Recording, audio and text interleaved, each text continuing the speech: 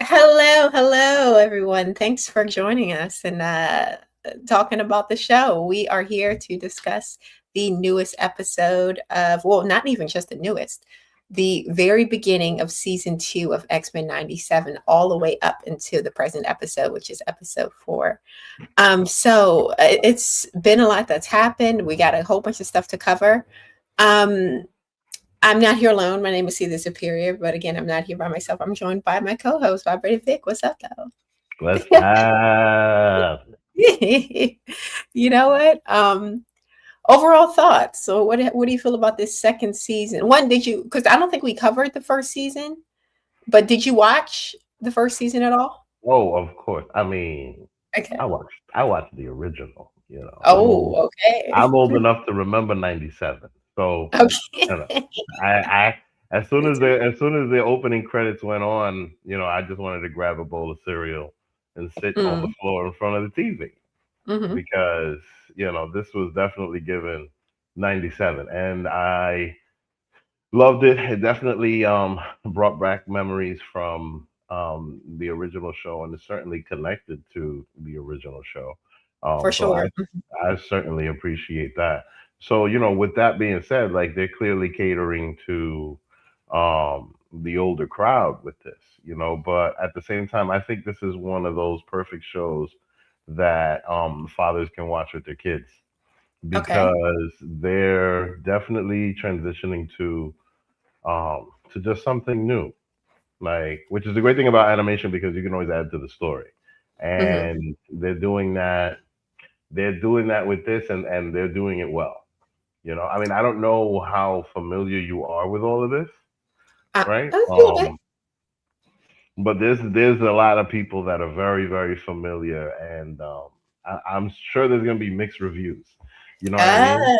okay. But but yeah, it's highly entertaining. Very, very highly entertaining. Yeah, I was entertained as well. I found myself being entertained just by the overall action of things and the fast pace. I love that it's like a quick 25-minute kind of watch. Hmm. I like Hmm. the vibrancy of the colors while still like staying true to the like original animation style. I thought that's really cool. Yes. But when we open up on episode 1, we see a very enraged Wolverine. He's got his whole, got some mutton chops and hair Mhm. hanging out the sides. Yeah, that is wild. And That he is was, wild. yeah, he was going ham on some of these like, future kind of like Hmm. bad guys. And he was doing that for the sake of Forge, who returned to this time, or at least got to this time to help them return to their normal time in the 90s because and when I say they, I Hmm. say Storm, Oh yeah, man. Wolverine, Jean, Scott, they all were sent to the future um along to like kind of not rescue but stop.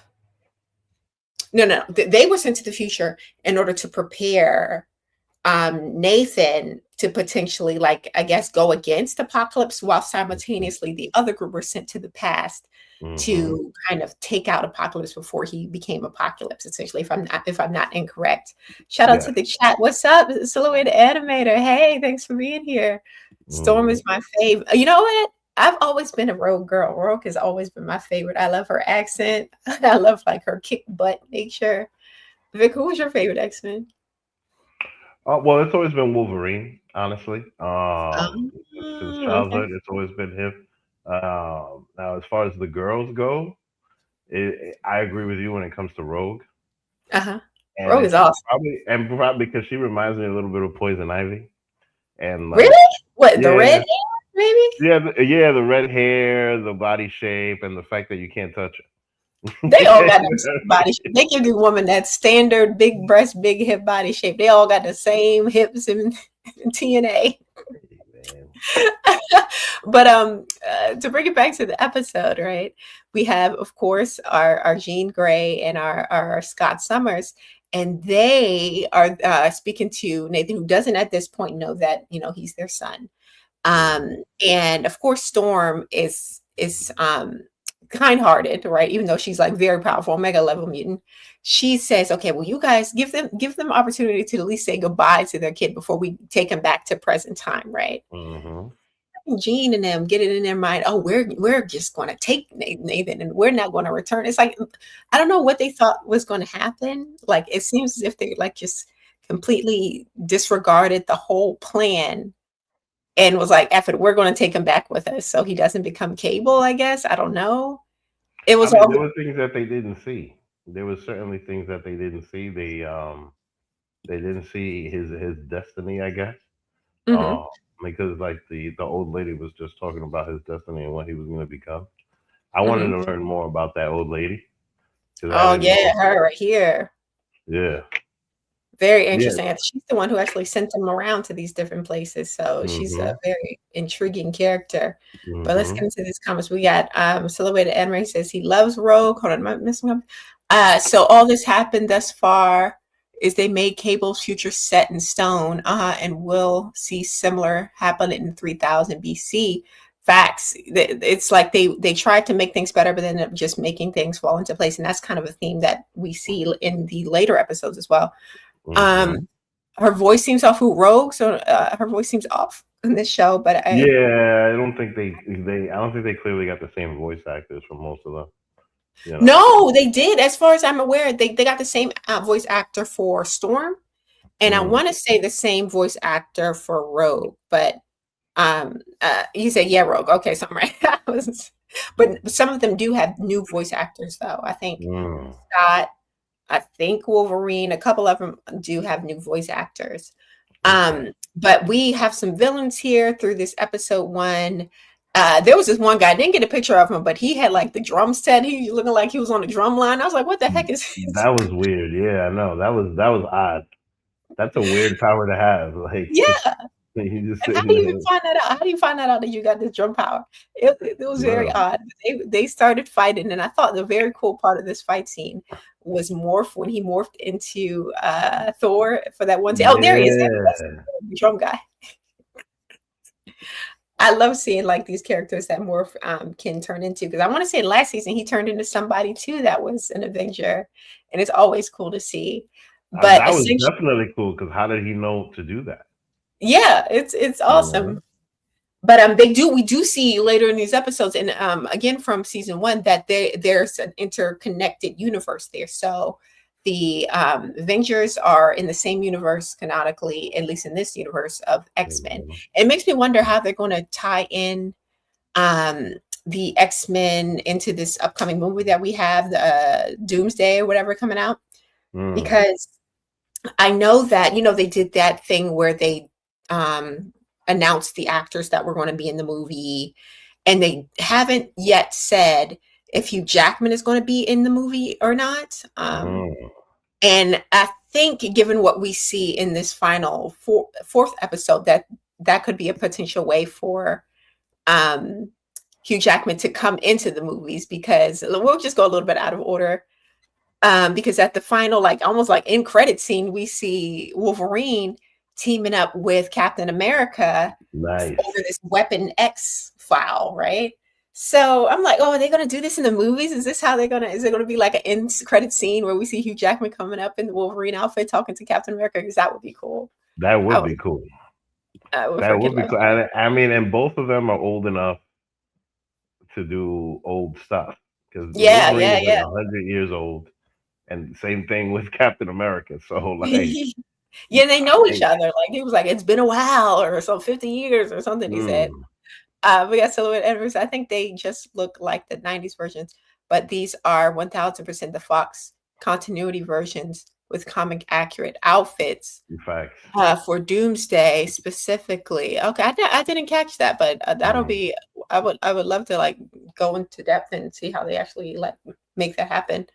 But to take it back to the show, we have episode two, which was called X Force. By the way, Hmm. I thought that was cool how they That changed the was wild. intro. That was awesome, right? And they did that Hmm. for each episode. They changed the intro a little bit I with the. love that. Mhm, I really, really love that. Like, you get to see every episode has like a unique beginning and end. mhm. Um, which is awesome about this. Yeah. Wow.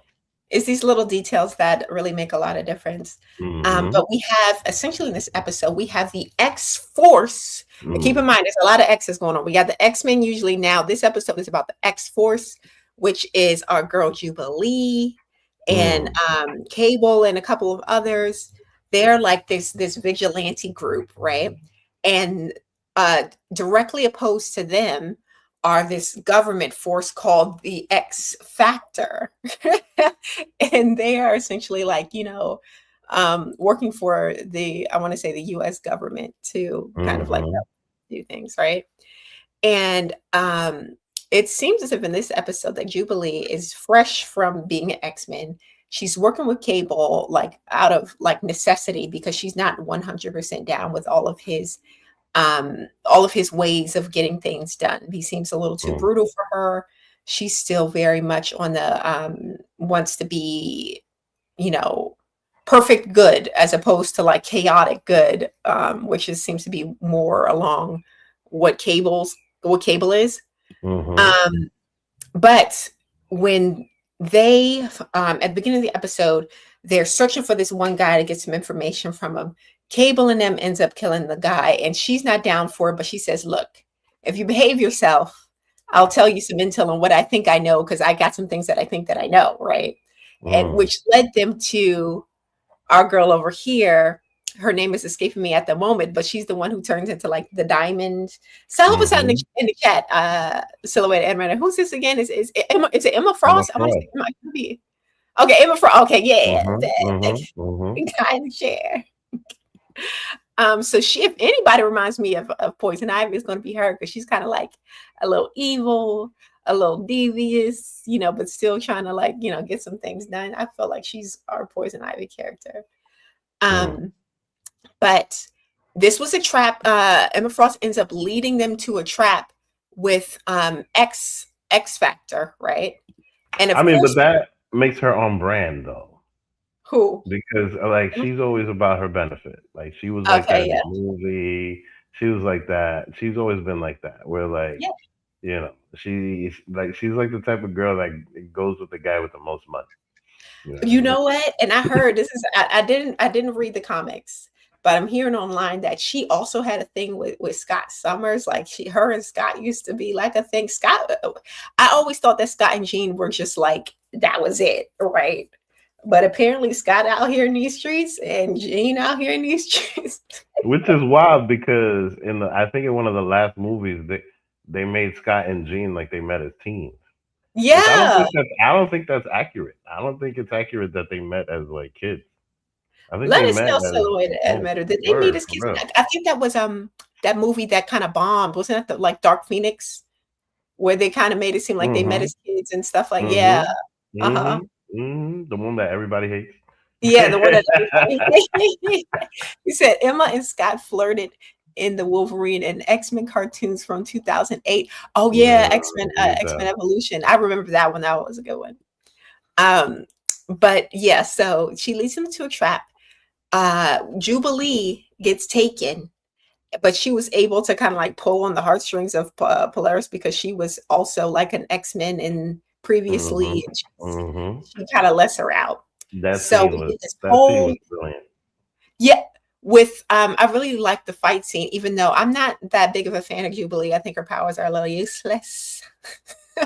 Well, you know what? I'll be honest with you. That sentiment has always been there. Because here's Oh, the okay. truth: like Jubilee was the center of the very first X Men episode. Oh, Back then, like she started the show, okay. and the thing is, when it comes to her, there's a very big difference from like the insecure child that she was back then to Hmm. what you see here. Like Mm, she's got a ton of confidence. She's doing all of these things and using her powers to the fullest. Even hmm. though there's not like you feel like there's not much to it, but No, she's definitely grown into her character. I You know, guess she got use what she got. I guess because she it's like what's hey, just like little firecrackers. It's like all this is to yeah, like it's these. like it's like fireworks that just come out. Yeah. Mm-hmm. Whack, Mm-hmm. whack. She Yeah. can't even fly. Her little boyfriend had to come and help her out and Listen, catch her before she fell to her death. it's funny because next year people are gonna be saying that about Jubilee for 30 years. Straight up. Like that's nothing new. But it's just shocking how much she's like grown up. See, I don't get it. Hold on, we got Quentin in the chat here. What's going on? Thank you. We said they did meet as kids in the original Oh, okay. Two Oh, look at of that. Xavier's first students. Oh, wow. Okay, Ah, good to know. okay. Magneto doesn't know she's his daughter. Who? Oh, Mm, Polaris. Oh, okay. Polaris is Magneto's estranged daughter. How many kids does wow. Magneto have? Yo, He's a Rolling Stone, huh? Is that what it for is? real, bro. He's acting Dominican out here. Oh God. He can't say He that. knows Wanda and Quicksilver are his kids in the OG cartoon, but not Polaris. Oh my Mm, God.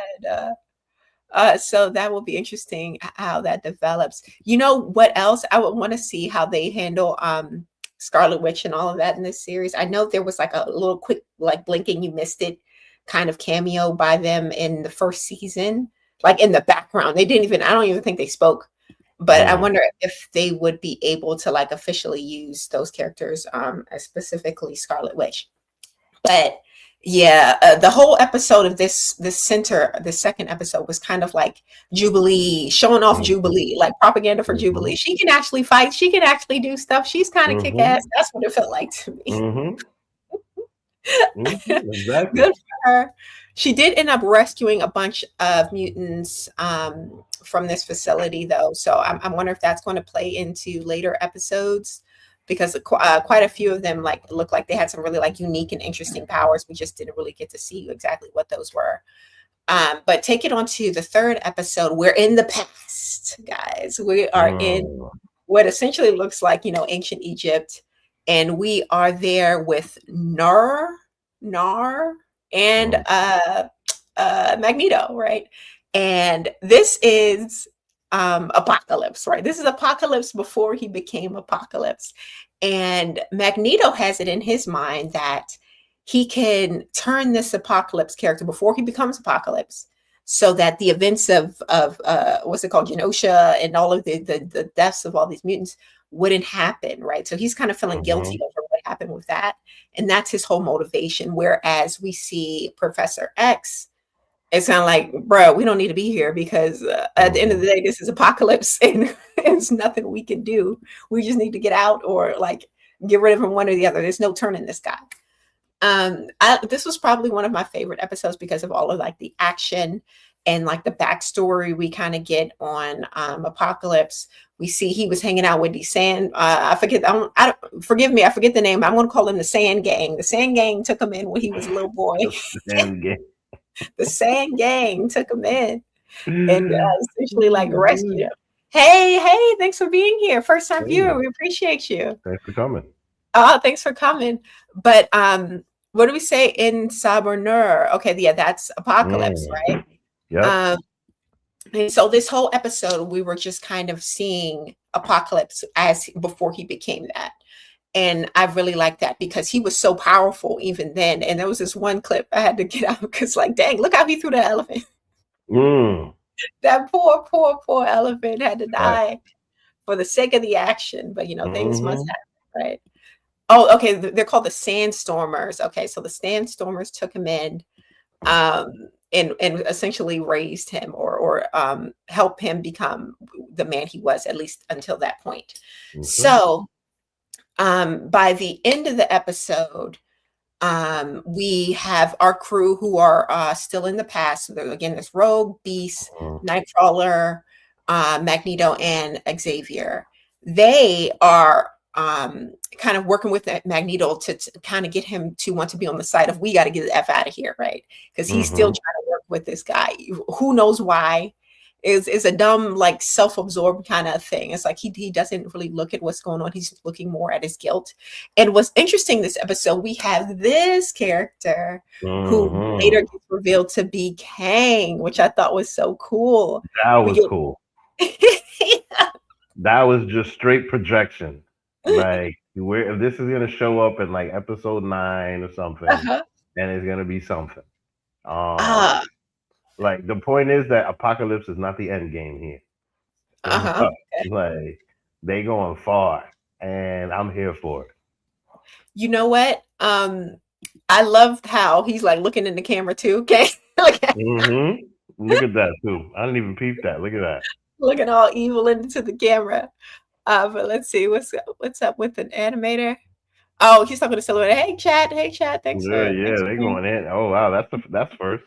here. Yeah, I've been talking. That's hilarious. They're talking. Or his Oh voice wow. acting from Star Trek. Oh, okay. See, they got a lot of voice actors here. That's your thoughts on Black Cinematic, a deception company potentially creating animated divisions, all Black TV ones. I haven't heard of them. Let us know in All the right, chat. make an animated Black Lightning. Bring back, Oh, you know what I mean? Do that. Hell yeah, do that. yeah, that You would know be what I cool. mean? Yeah. But back to the episode, we do get more flashbacks of Nur when he was a baby, when he was like a Mm-hmm. preteen, and him being enslaved and kind of ostracized, and that kind of uh, created him to be the man he is today, where he confesses to Rogue that he doesn't even sleep because of all Hmm. the trauma that he's experienced. Hmm. And a shout out to Rogue because Rogue is essentially the Helen of Troy of this series so far. All she brings all the boys to the yard. Everyone loves on Rogue, even though they can't touch her. Mm-hmm. I was thinking like, what they trying to set up a little romance here? I wasn't sure, And for but it's real, that was looking like it too, because yeah. and you know what's crazy? What? She's missing she's missing Remy. Who? She's missing Gambit. Oh, Gambit. Yes, Because yes. in the original show, Hmm. Gambit did not care. Hmm. Gambit, and this is what they say about Frenchmen. Like they do not stop. You know Uh-huh. what I mean? Like Gambit did not care that they couldn't touch. He Uh-huh. would flirt his ass off with her. And now Yeah. that he's not around, that's who she's thinking about the most. I can kind of see it because she's got that little southern twang. He's got that little Hmm. Creole twang. They kind of like Hmm. jive and mix.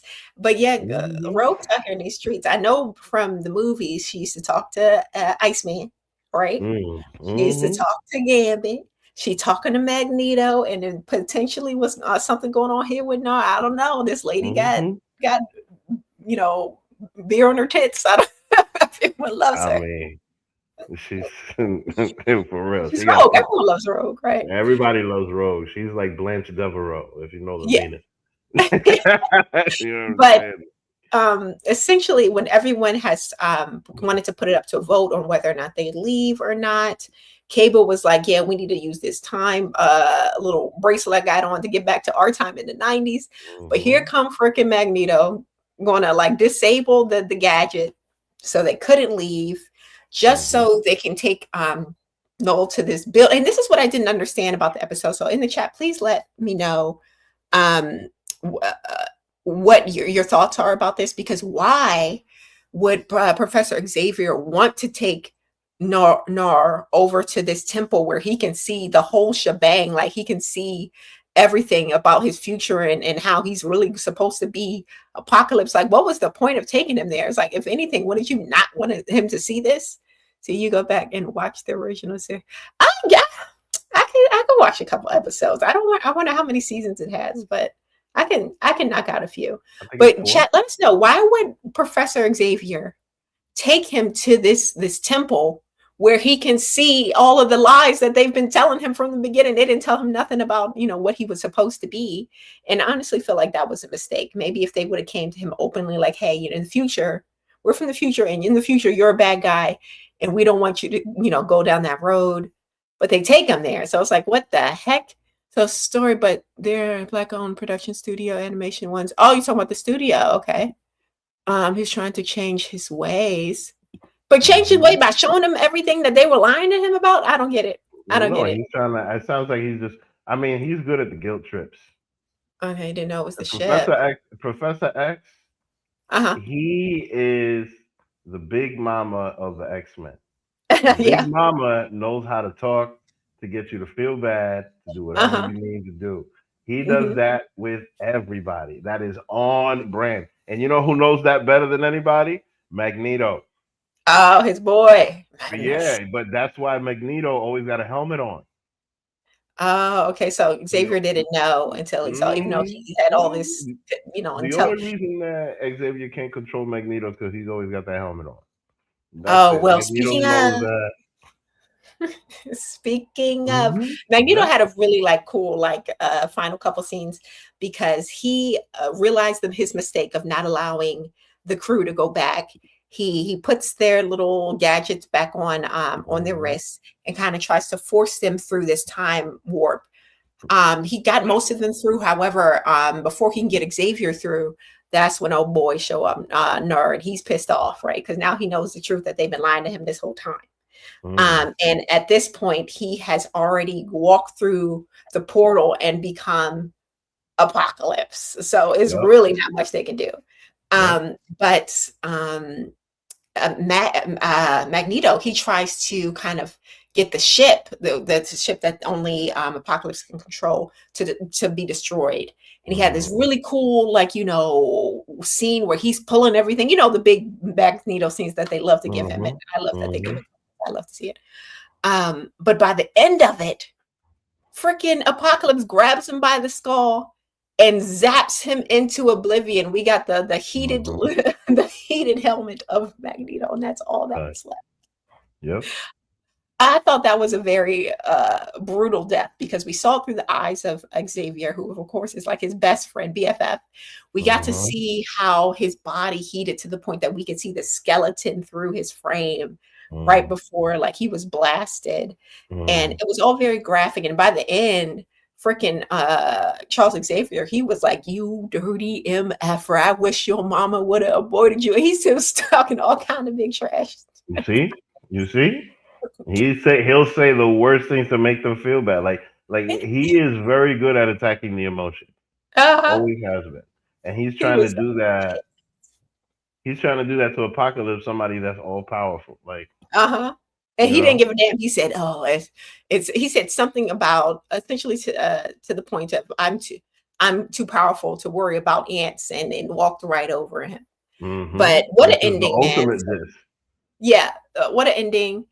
Again, that right at the very end, we do get that scene that we discussed earlier. But I clearly know because this is based on a comic book, and comic book characters never die. They're going to find a way to bring Magneto back. Magneto is the bread and butter, I feel, of a lot of this show. It's like Xavier's the Mm-hmm. bread, Magneto's the butter. You can't have one without the other, right? Fact. Bars. Fact. And I wonder how they're going to bring him back. I hope they do it in a way that makes sense, right? Because we've been getting like a lot of deaths. Of course, we had Gambit who died in season Mm-hmm. one, Mm-hmm. which was also a very like epic way to go out the way he went out. Fact. Awesome. And now we have Magneto, so there's going to have to be somewhat of a resurrection of sorts. I wonder if he's going to be a part of the Horsemen in some way, because I Mm. do know that the Apocalypse character, he has these horsemen that kind of work on his behalf. And in Mm. the movies, so the live action movies that not a lot of people liked, it was Angel, and it was that one girl with like Psylocke. the yeah, Psylocke. Yeah. Mm-hmm. So here I Mind you, wonder if she's always been around, it's just never a main character. I'll tell you one thing. I first learned about Psylocke in the video game that you had to put the coins in back in the mhm. day. Like that's literally the first time that I saw that lady as an X-Men character. But because I didn't read the comic, it wasn't. She wasn't in the original show, and if she was, it was probably very lighthearted. And I didn't read the comics. Maybe she was in the comics. Maybe I know, but Mm, honestly, like she's not a big deal. And like the fact that she was there, I was happy to see her because I always wanted to learn more about her.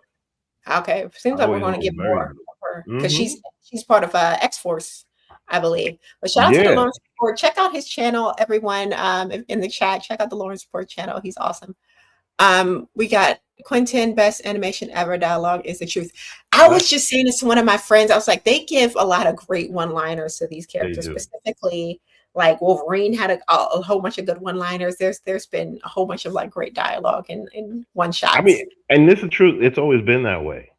Mm, It's always been that way because I want to say that at this time in the '90s, I think that looking back at it, we realize it now as older adults, but it was very grown up. Okay. A lot of it was very, very grown up for kids that are like, 11 to 15, maybe watching this. A Hmm. lot of it was very grown up. So, I mean, mind you, especially the relationship between Rogue and Remy. Like, Hmm. you know what I mean? Like, And Rogue and Magneto now, because they was a thing in the exactly. last season. Mhm. Exactly. So like Interesting. this thing it's just that I just love this as an amazing continuation of Mhm. great content from back then, and I'm here for it because it doesn't always work. A lot All of right. things that they try, it's a flash in the pan, but it doesn't always work. And this thing is definitely going to be as good as the Karate Kid, which Mm. they did again, and it turned out to be good. So I'm definitely here for it. But thanks everyone for being here. We're going to hit the chat in just a second to go over to the comments. But before we do, please join us for more X-Men. We're going to do the very next episode next week, same day, same time. And we're going to be discussing the one singular episode, which is episode 5. Hmm. We got Quentin in the chat and bringing back Gambit. The Elementals will have something to do with it. The Elementals was in the original series as the thieves, Gambit's crew, and the assassins. Yeah, Oh, I remember okay. that. I remember Bring back that. Oh Gambit. yeah. I really want Gambit to come back. I like his accent. I think Hmm. he's a cool guy. And I need him for my girl Rogue because that's my main squeeze. I cosplay as Rogue. I love her as a character. So but yeah, that's it, guys. Thanks for being here. Thanks for joining us. If you like the video, please like the video. Tomorrow, we're going to be discussing the newest episodes of My Adventures with Superman. So if you enjoyed that show, please join us back here tomorrow around 7:30 for that discussion. But if not, we'll see you next week for more X-Men. See you later. Bye.